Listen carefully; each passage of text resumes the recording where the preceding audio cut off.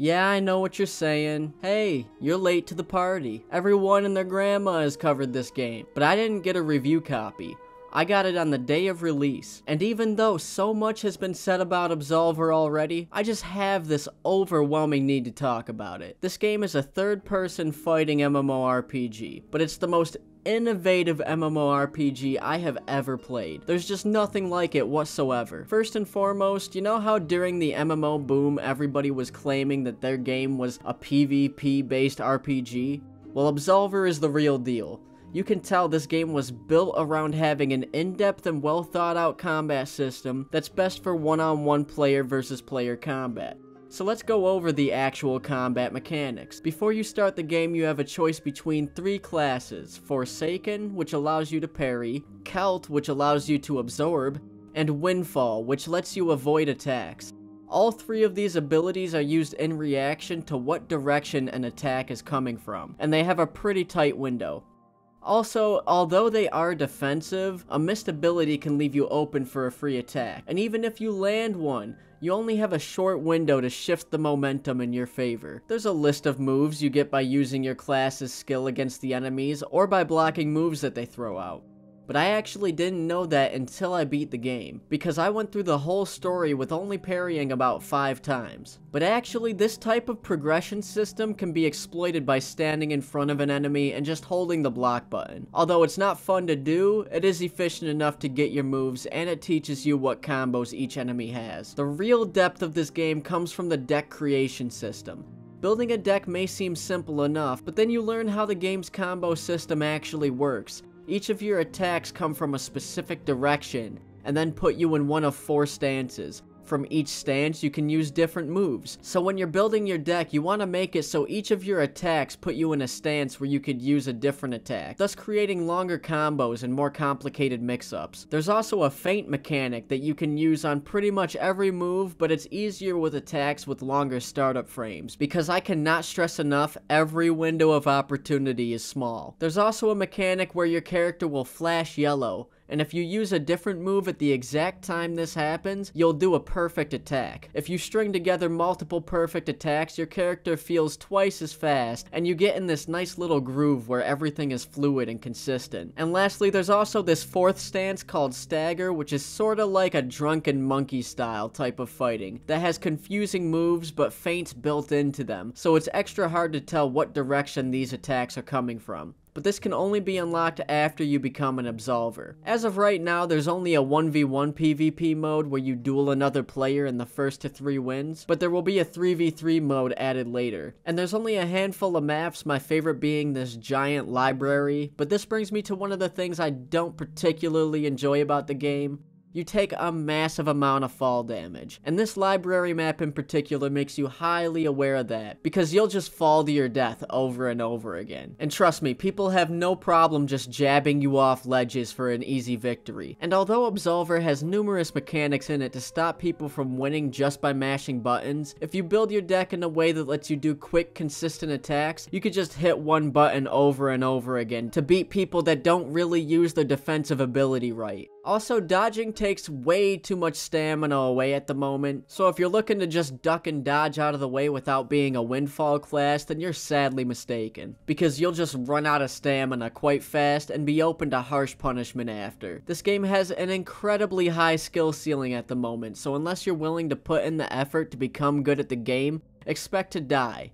A lot. Shout out to Lord Cat. In fact, you'll even find that the PvE in this game can get unbearably difficult. You start out with some old dude touching your shoulder and bam, you're the chosen one. It feels great. Then you get a quick and effective tutorial. It teaches you the basics, nothing more, nothing less. This is how tutorials should be done. Short, sweet, and to the point. Then it becomes quickly apparent that this game is not going to hold your hand. It literally sends you out into this visually stylized wilderness with only a vague idea of what your objective is. And even as you reach Guidance Bridge and find your first altar, you're then shown a map which is carved in a giant stone slab that looks like it was drawn by a caveman. And the only way to see this map is the door to the final level, the stone slab previously mentioned, and the altars that are sprinkled around the map. Also, when you look at the map, you show up as a green hexagon, and you don't even have an arrow pointed to where your character is facing. So you don't know it yet, but most of your time playing the story in this game will be wandering around and desperately trying to find what you're looking for. The minimalistic HUD creates a fantastic amount of immersion, but this whole map is a maze. I'm fucking lost, guys, and I'm scared. As you get further in the story, you gain access to universal moves, such as a small health regeneration, a defense buff, a small earthquake that surrounds your character, and the ability to use weapons. The two weapons in the game are swords and gloves. And also, as you level up, you get attribute points, which you could spend in some basic stats.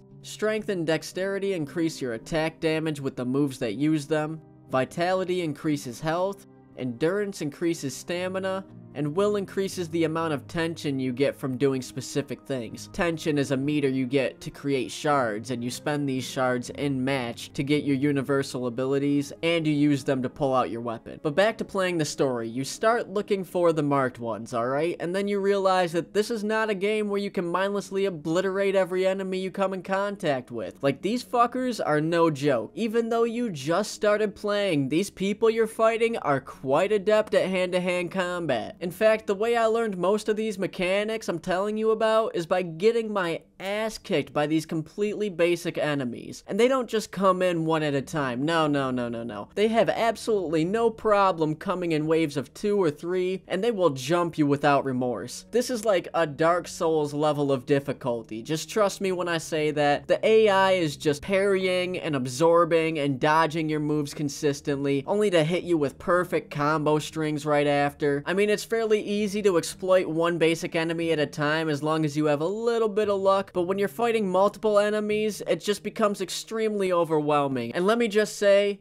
holy shit, the final boss does not fuck around whatsoever. But all of that said on how hard the game actually is, I was able to complete the story as it is right now in about 6 hours of gameplay. And that's with getting lost and dying about 100 times. I'm not saying that I wanted the story to be longer either. Not that it was bad by any means, but I just fucking hate dying. And I feel that if the PvE did last longer, it would be too much of a daunting task for me personally to try to overcome. Besides, I would much rather do PvP, especially because even after completing the story, I still have most of the moves locked. But there is this combat schools mechanic where you can play enough online matches to become a mentor, and people can join your school, and they'll get access to the moves that you have. The only problem is that the game underwent a giant server crash and it went offline for days. Like, the developers definitely weren't prepared for how many people were interested in this game. And they even forgot to put an Australian server, so everybody in Australia got transferred to the closest Asian server, which gave them a terrible amount of lag in PvP. But that brings me to one of the best parts about this game, one that I wish that I could say more about other games,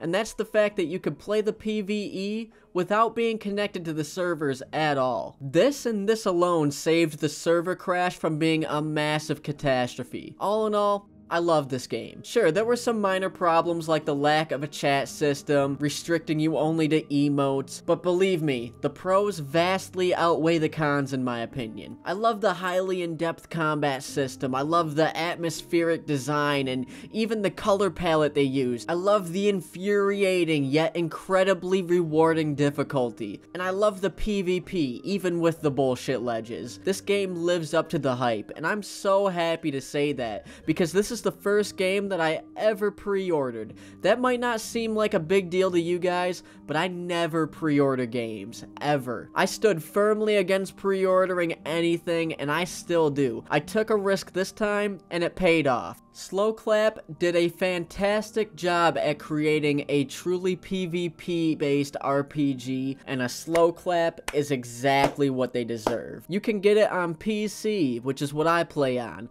or PS4, and the game works best with a controller in my opinion, so even if you are on PC, you should invest in a controller. And here's the kicker. This game is $30. That's half of what For Honor costs. And don't worry, I'll make a video on that fucking game in the future. But if you enjoy me going over what game I'm playing at the moment or discussing various other topics in gaming, then hit that subscribe button. I am infatuated with all of you subscribers. All of you deserve a firm handshake. And I know I haven't done games you might remember in quite a bit, but don't worry, there are more coming soon, I promise. If you want to have a personal conversation with me, then join the Daily Quest Discord. There will be a link in the description. And we also have a Twitch channel that we will be streaming Absolver on at random times, and the only way to know when we are streaming is, get this, by joining the Discord. So seriously, click that link. But until then, peace out.